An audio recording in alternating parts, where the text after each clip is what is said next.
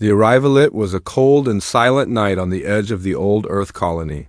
The stars above were bright, but the land below was empty, broken, and forgotten. Only one man lived here now, Ethan Cole, a maintenance engineer sent to watch over the abandoned outpost. Most people had left Earth long ago, but Ethan stayed. He liked the silence, no people, no rules. Just peace, but tonight, something was different. A loud sound tore through the sky. Ethan looked up and saw fire in the air. A small ship, spinning out of control, was falling fast. It crashed just 2 miles away, near the old radar station. Dust and fire filled the air. Ethan grabbed his jacket and ran. The ship was strange smooth, silver and glowing faint blue. Not human, not any design he had seen before. Its door was half open, smoke rising from inside. He stepped closer, hand on his tool gun, ready for anything. Suddenly he heard a voice, a weak, soft voice. "Please, help. We have nowhere else to go." Ethan froze. It was not human, but it was clear. The voice of a woman, scared, tired, alone. He entered the ship carefully. Inside. He saw her, a tall, thin alien woman with silver skin and deep violet eyes. She was holding a small child in her arms. Her face was injured, her eyes were full of fear. "You're the only one I can trust," she whispered. Then she collapsed. Ethan rushed forward and caught her before she hit the floor. The child looked at him, silent, calm, eyes glowing faint green. Who were they? Why were they here? He had so many questions.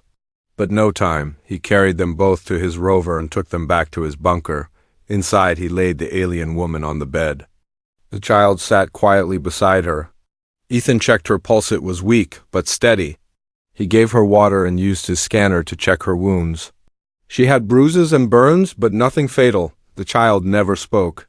Just watched. Ethan didn't know what to do. He was trained for machines, not people, especially not alien ones. He thought about calling command, but then remembered what she said. "You're the only one I can trust." Why him? Why Earth? Why now? He decided to wait. Just for the night. Hours passed. Midnight came. Outside, the wind howled through the empty buildings. Ethan sat in his chair, watching the screen. He had connected her ship to his scanner, trying to understand what happened. Suddenly, a signal popped up. A hidden file from the crashed ship. A video recording. He played it. The screen showed the alien woman holding her child, looking straight at the camera. "To any who find this, we are the last," she said. "They destroyed our home, our people, our history, everything. They erase, not kill. They wipe memories. Whole planets forget their past. We ran, but they followed. Earth is the only place left. Maybe they won't look there. Maybe someone will help us." The message ended. Ethan sat in silence. He didn't know what to say. Something was out there. Something powerful enough to wipe out an entire species, not with bombs, but with memory loss. Who were they? And were they coming here next? As he turned to look at the alien child, he noticed something strange. His screens were flickering, lights dimmed for a second, then returned. He stood up and checked the systems. Everything looked fine, but then an alert flashed on the screen. Unidentified ship in low orbit, no response. No ID, no signal. Ethan's heart skipped a beat. Were they here already? He turned to the window and looked up at the sky. A dark shape moved slowly across the stars. Quiet, watching, the alien woman suddenly woke up with a gasp. "They found us," she said, her voice shaking. "Please, hide us. They'll take everything, even your past." Ethan looked at her, then at the child, then back at the dark ship in the sky. He had a choice: report them and follow protocol, or protect them and risk everything. He made his decision. He walked to the control panel, shut down all outgoing signals, and activated the underground shelter. "You're safe now," he said, but deep inside he knew this was only the beginning. The child hadn't spoken a single word, not since the crash, not since Ethan brought them to safety, not even now, as he sat in the corner of the room, staring at a wall like he could see something Ethan could not. There was something strange about the child. Not just the glowing green eyes, but the silence, deep, heavy silence. As if his mind was somewhere else, somewhere far. Ethan had seen war. He had seen machines break. He had even seen a few aliens before, but never anything like this. The alien woman, still weak, slowly opened her eyes. Her voice was low and dry. "Oren?" she whispered. The boy looked up, finally moving. He rushed to her side and touched her hand. Ethan watched, unsure of what to say. He had so many questions, but only one truly mattered right now. "Who are you running from?" She looked at him. Her eyes were full of pain, but her voice was steady now. "They're called the Varn, shadow beings. They don't use bombs. They don't invade planets. They don't burn cities. They erase memories. They delete history." Ethan frowned. "Erase? Memories?" She nodded. "They visit a planet.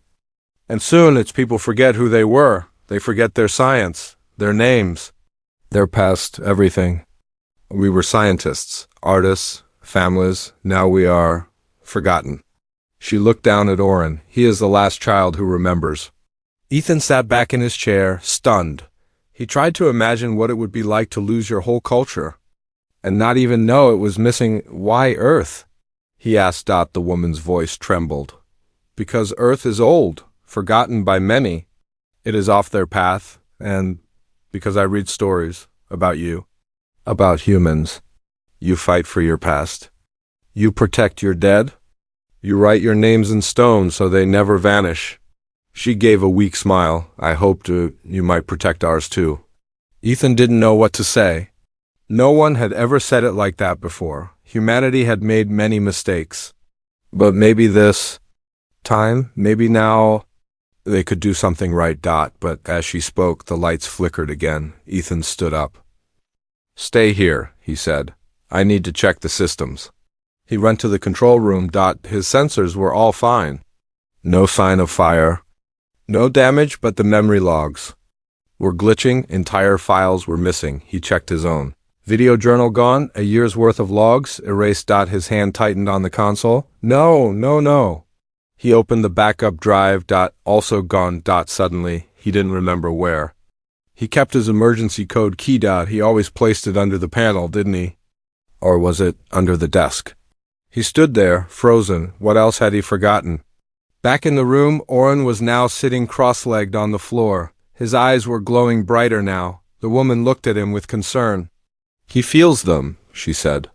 "The Varn are close. When they get near, Oren's mind opens. He begins to remember more and forget more." Ethan came back, his face pale. "They're not just hunting you. They're already doing it. I just lost a full year of my own memories." Oren looked up. For the first time, he opened his mouth. "They don't kill you," he said softly. "They turn you into an empty shell. You smile. You work. You sleep. But you are not you anymore." His voice was calm. Too calm for a child. Ethan felt a chill run through him. The alien woman reached inside a small pouch on her belt. She pulled out a crystal-like cube. "This is our memory seed. It holds fragments of our history. But it's fading. Only Oren can restore it now. If the Varn take him, everything will be lost." Ethan took the cube in his hands. It was warm. It pulsed like a heartbeat. Inside it, he saw flashes, strange buildings, dancing lights, children laughing, skies with two suns. It was beautiful, and it was dying. Suddenly, the screen on the wall blinked. A new signal, not from space, but from inside the outpost. Ethan opened it. A message appeared. Auto-generated by the base AI. "Warning, data corruption detected. Memory cores unstable. Recommend immediate purge." It was starting. Even the machines were forgetting. He turned to Lyra. "And Oren, I don't know how, but they're already inside the systems. And maybe inside my mind, too. If we're going to fight this, we need to find a way to protect our memories." She nodded. "There is one way, but it will cost something." "What? You—" Ethan woke up standing. He didn't remember. Falling asleep? The lights were still on. The computer screen blinked softly in the dark. The air was cold. He looked down and saw his hands shaking. There was dust on the table. He wiped it off. Underneath, someone had scratched a message into the metal surface. "Don't trust what you forget." Ethan blinked. Did he write that? When? And why couldn't he remember? In the other room, Oren sat by the wall, drawing shapes on the ground with a broken wire. Circles, spirals, eyes. Lyra was awake now. Her strength was returning, but she looked more worried than ever. "The Varna not outside anymore," she said. "What do you mean?" Ethan asked. She pointed to her head. "They're already inside." Ethan checked his system logs again. Entire folders were gone. Maps were corrupted. One of the security cams was showing a hallway that didn't exist.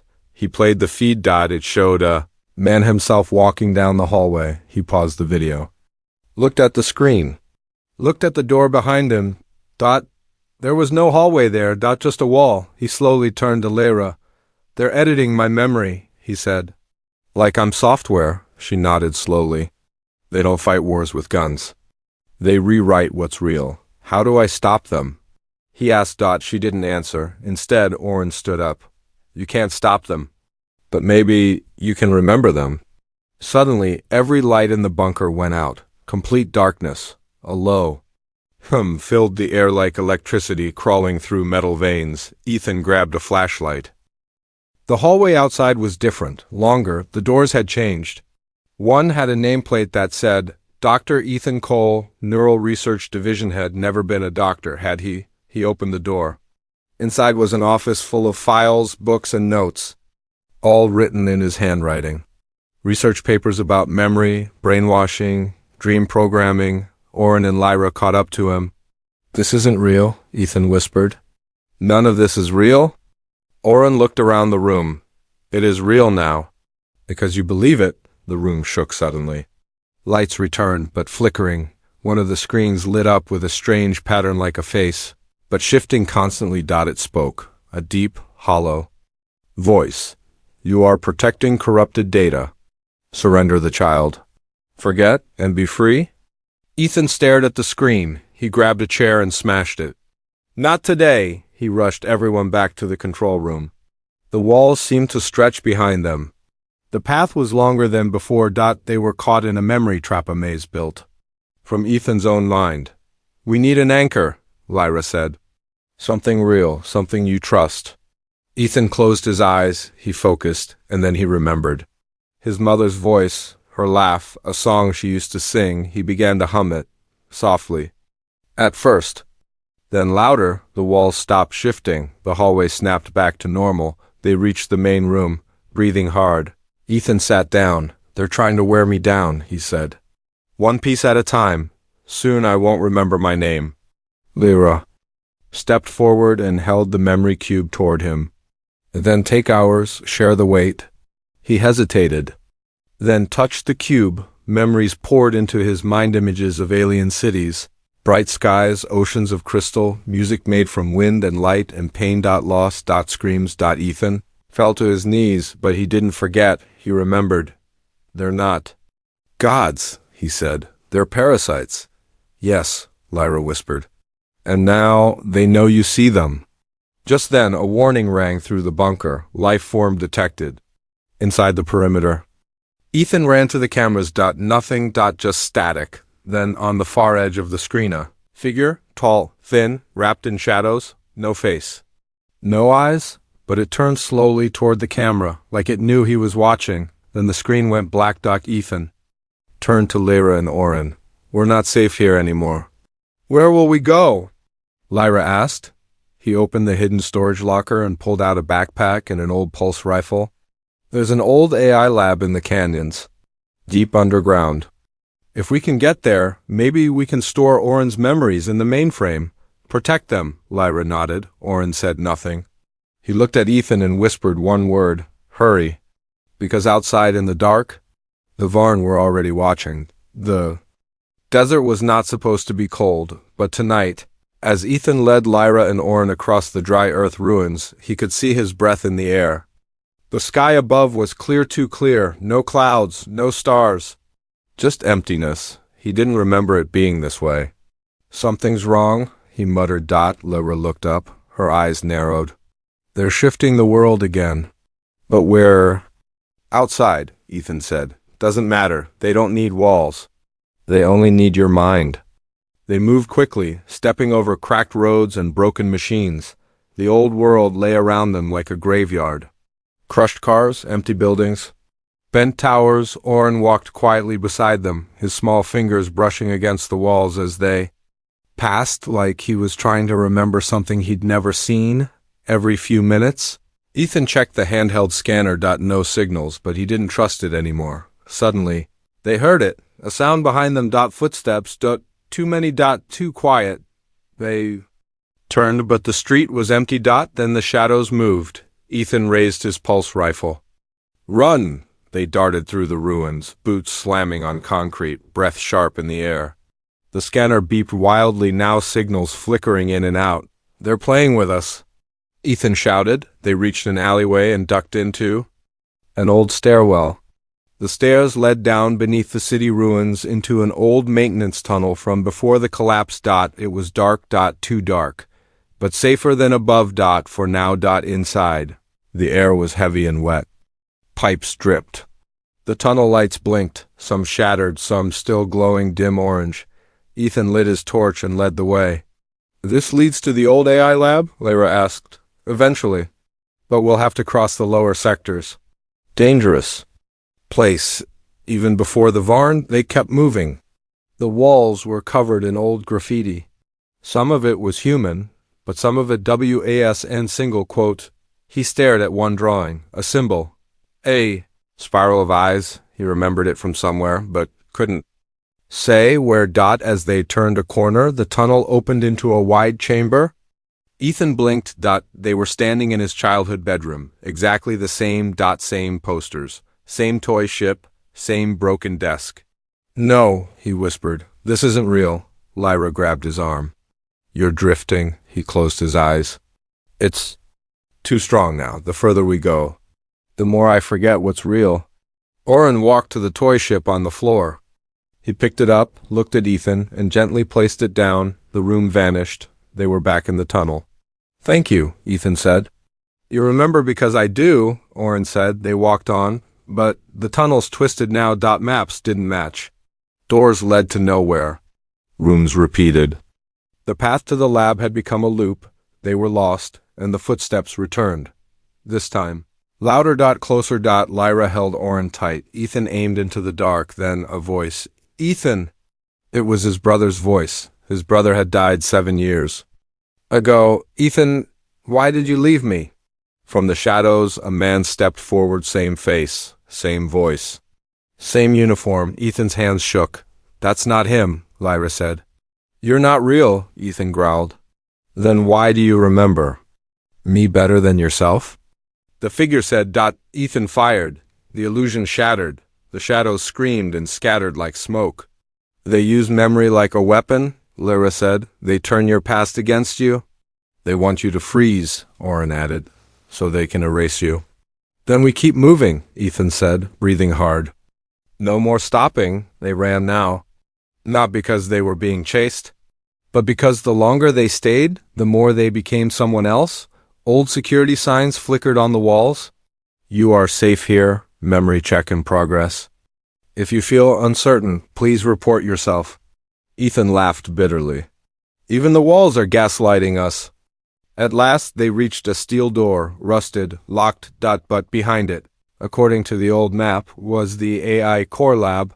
He placed his hand on the panel. Nothing. Then, a voice from inside. Ethan Cole. Access denied. You are not recognized. Ethan stepped back. They've changed who I am, even to the system. Oren came forward. Let me try.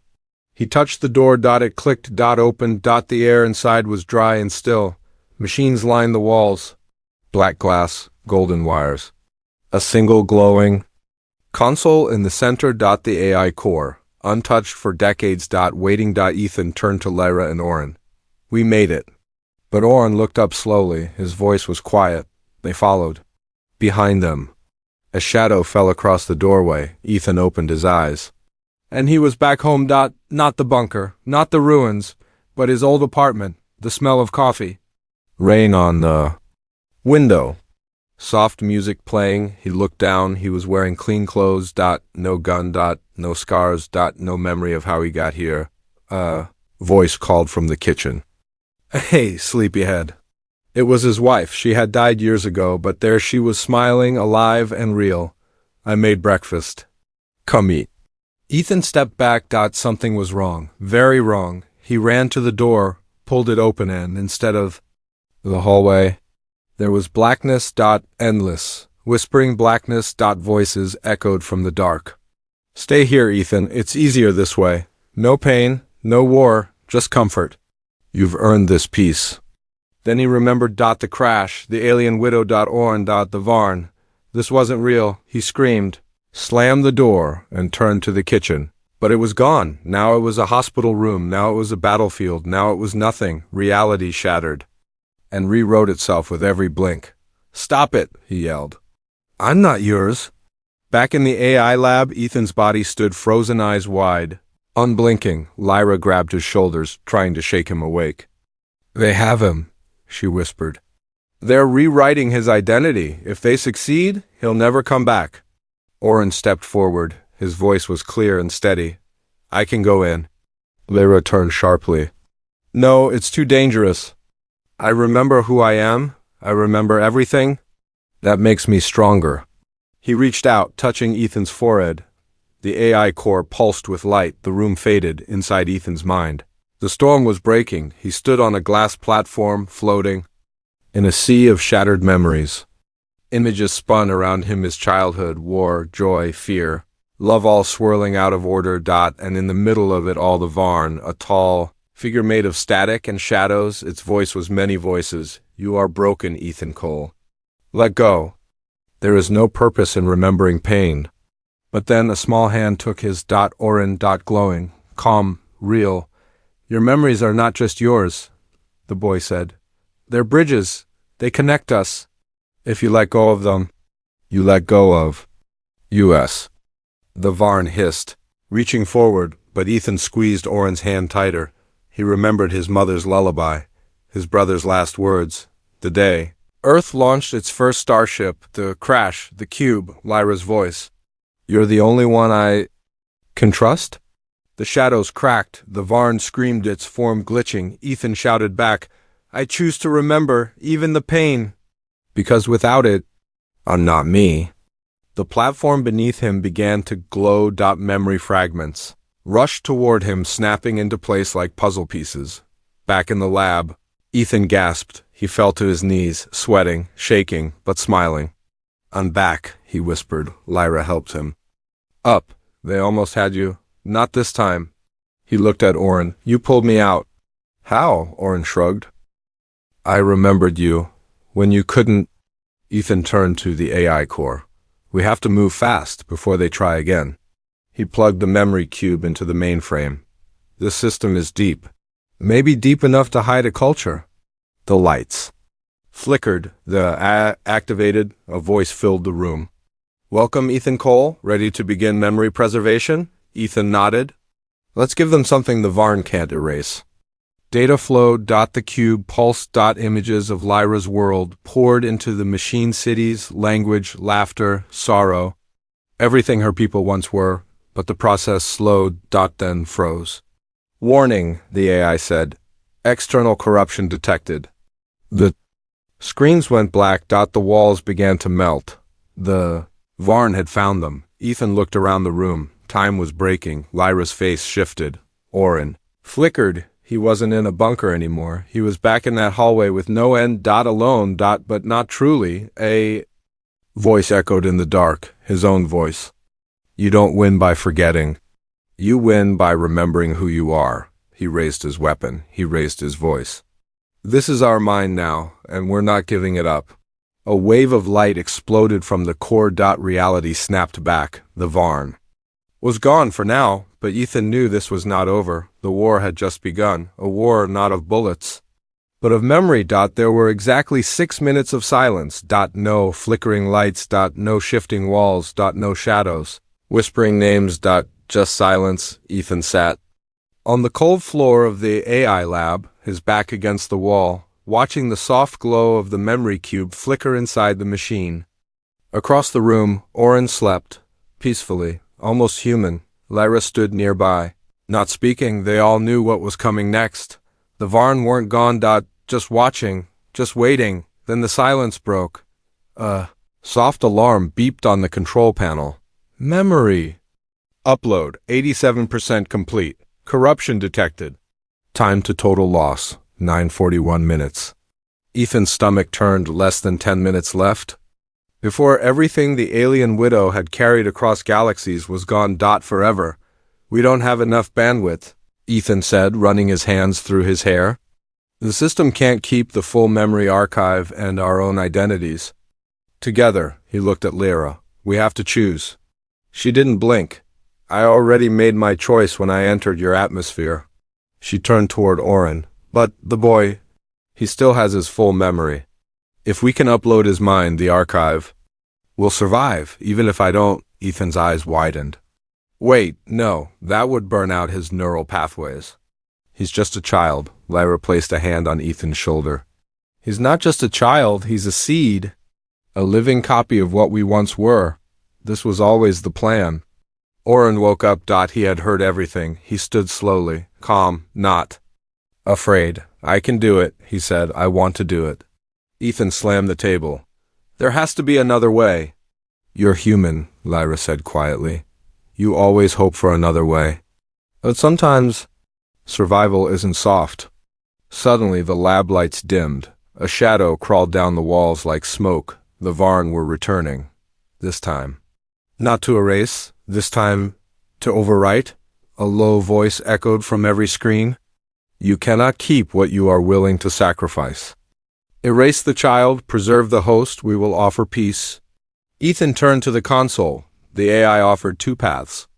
Option A, upload full archive via Oren, host loss, high up. Option B, partial upload. Save Lyra archive incomplete. It's asking us to choose, he whispered. The Varn were closing in now. Reality bent again. Ethan saw himself in a white room, a medal on his chest. A parade, celebration. We saved what we could, a voice said. Some memories aren't worth keeping. He looked up. It was a future version of himself, smiling, empty eyed. Ethan screamed and shattered the illusion. Back in the lab, he made his decision. If Oren agrees, we do the full upload. Oren walked to the core. He looked up at Ethan and Lyra. Will you remember me? Ethan knelt beside him. I promise.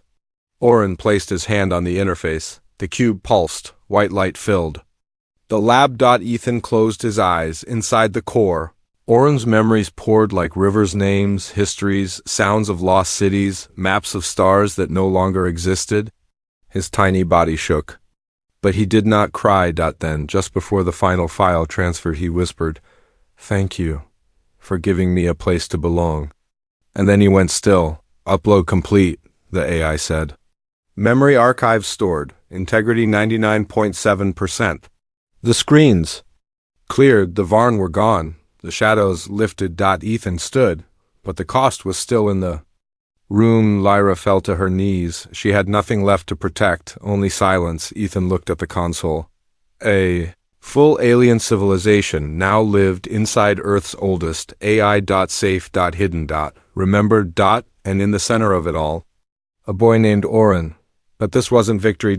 This was survival. And the war wasn't over. Not yet. It had been 3 days since the Varn vanished. 3 days since Oren gave everything to save what could not be replaced. And now, the AI lab was silent again. Too silent. No alarms. No shadows. No war. Only memory. Ethan stood in the main chamber, watching the cube spin slowly inside the core. Each pulse of light held the sound of a forgotten song. A city long gone. A people almost erased.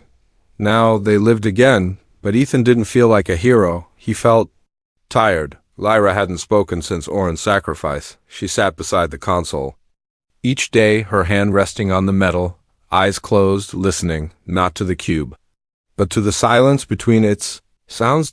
She no longer had a child, she no longer had a people, but she had memory, and somehow that was enough to stay alive. Ethan powered up the external beacon. It had been years since he called for help, but now Earth needed to know not just about the Varn, but about what humanity had saved. The message was short. This is Ethan Cole, Earth Outpost Delta. We've encountered a memory-based species capable of full cultural deletion. They've taken everything from the alien race we now shelter, but their history is safe. Their story is preserved. Because someone small chose not to forget. Request recovery team, but proceed with caution. This is now a memory war. Later that night, Ethan opened a private panel on the console. Inside were logs, audio files. Snippets of Oren's voice, now part of the archive. One stood out. I don't want to be remembered like a hero. I just want someone to remember my real name. Ethan saved that file separately, a new folder, Oren. A story, not a report. In the morning, Lyra finally spoke. The Varn aren't gone, she said quietly. They've just moved on? To another mind, another world. They'll try again. Somewhere else, Ethan nodded. Then we'll be ready. He walked to the storage shelf and pulled out the memory seed. It was no longer fading. It pulsed. Stronger now, stable, whole. There's a station in orbit. Old satellite with long-range transmitters, he said. I can upload fragments there. Pieces of your world. Spread them out. Hide them in the stars, Lyra looked up. Like planting a garden? Exactly. That night, Ethan stood outside the bunker for the first time in weeks. The wind was calm. Above him. The stars had returned, but one looked different, one small. Light blinked slowly. Not a star, a satellite. Waiting. He sent the first packet. Inside it, Oren's laughter. His first words. The names of the cities that once floated in the skies. No one might ever hear them, but they were out there now, and the Varn would never reach them. The next morning, Lyra placed something on the console, a new cube. What's this? Ethan asked. A beginning, she said. He smiled. You're staying? She looked toward the horizon. I lost a home once. Maybe it's time to help build one. The AI's voice echoed softly from the console. Memory integrity. Stable. Threat level. Unknown. Hope level. Increasing. Ethan laughed. Nice to know someone's optimistic. As the sun rose over the broken earth ruins, the bunker doors opened fully for the first time in years. Not just to escape danger, but to step forward. To build. To protect memory. To rewrite hope. In the final log he sent to the outer colonies, Ethan spoke slowly. We thought the enemy would come with guns. But they came with silence. They tried to erase a story, and a child stopped them. This wasn't just a rescue. It was a reminder. Sometimes, humanity's greatest strength is not power. It's memory.